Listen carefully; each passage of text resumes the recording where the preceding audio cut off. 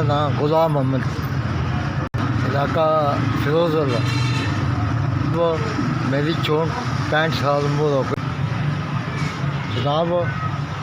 मैं मजदूरी करना, रेहड़ी लाना, अपना पेट पालना, घर बार मेरा इतना नहीं का आसा तो कोई नहीं का, बाजार ने आसा तो खुदा का आसा तो वजह है कि उन्होंने मेरा खुदा खूबी की है। तो अपना सामान दुकान ही रखा है तो मैंने सोने से जगह दी है उन्होंने।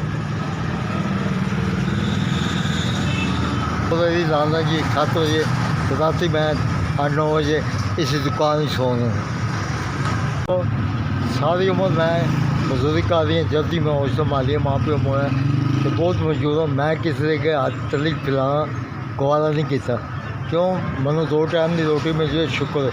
तो बाकी मैं मेरा कोई सारा आसरा नहीं गा समझे। किसी से मैं मेहनत मजदूरी करके 65-66 साल उम्र है मेरी, मैं मजदूरी कर रही हाँ।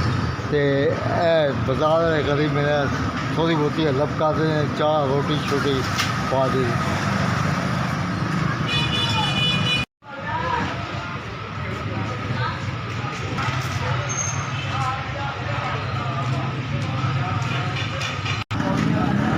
सर तुमने मेरे से जी मेहरबानी की थी ना, अल्लाह तुमने तेरे के सामने सको।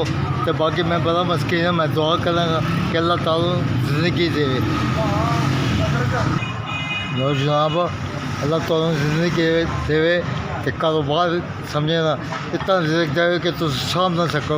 क्यों मैं मेरे मस्किन कितने खुदा तो इतना दे, मेरी यही दुआ है। तो समझो जी सर, तुमने मैंने 2 नहीं दिता, 2 लाख दिते, 2000 रुपये दिता।